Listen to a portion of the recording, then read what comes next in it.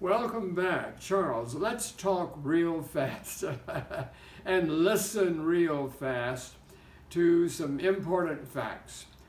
I have lived under the administration of 16 American presidents. That means I'm old, I'm 90 years old, and I've seen a lot come and go here in our wonderful United States. But probably I've never seen the nation more politically divided than what it is right now. Now, we're not to give in to the pessimism of that reality. It is obvious that the nation has suffered, and many are happy, others are not. But the important fact is this puts on us pastors, and you pastors that are listening, and you church members who have pastors who are not listening, can convey the message to them. There has never been a time in American history when the public needed strong men in the pulpit.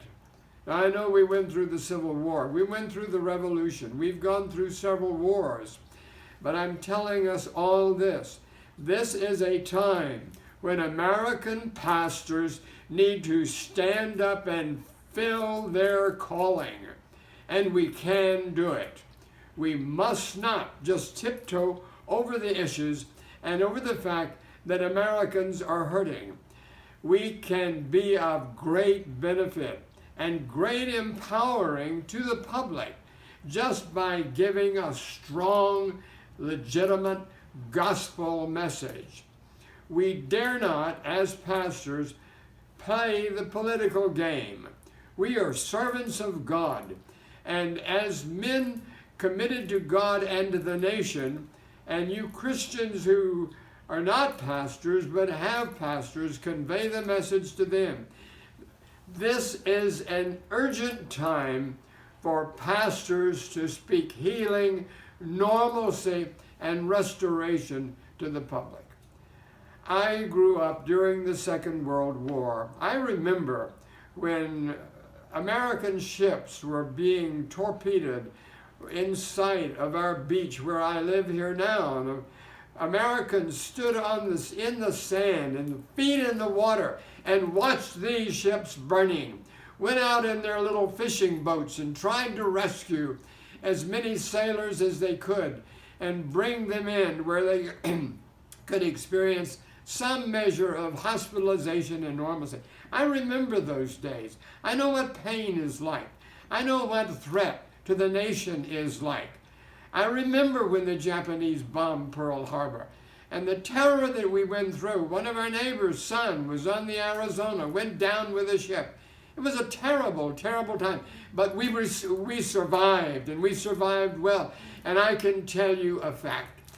American pastors at that time preached the gospel.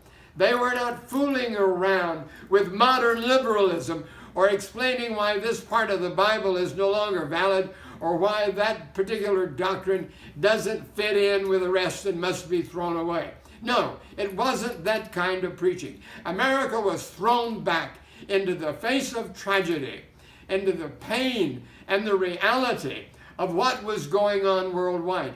Are you aware that within a matter of 4 or 5 months, America lost as much armament and weapons of war by German U-boats here on my very coast and beach, comparable to what the Japanese destroyed the day in Pearl Harbor?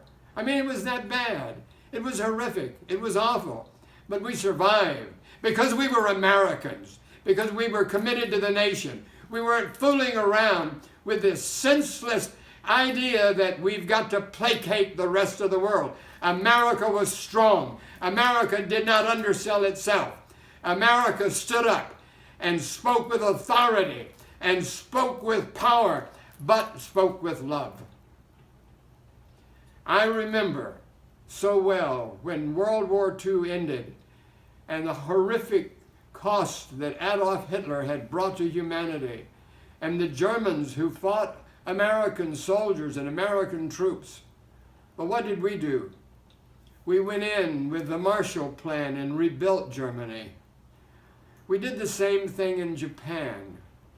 The ones who had killed us and destroyed us, we rebuilt their cities, their hospitals, their highways. Why? Because America was motivated by genuine, authentic Christianity. It wasn't this kind of stuff that so many churches today are dumping out, that you can't believe the Bible for this, and God simply wants us to behave and smile and be sweet, but that there is no morality otherwise. No. We were Americans, we knew what it was like, and we knew how to serve God in it. I'm calling on all of us. Let's get real. And by that, we get back on our knees first. There is no political reality without prayer reality. You hear that? There is no political reality, no political truth without prayer truth, opening the door and preparing the way. All right, that's my word to you now. God bless you. If you're appreciating these messages, click that little like and subscribe button at the bottom and let us know you're watching. Until I'm back, God bless you, love you big, and may the blessings of heaven fall on America right now. Bye.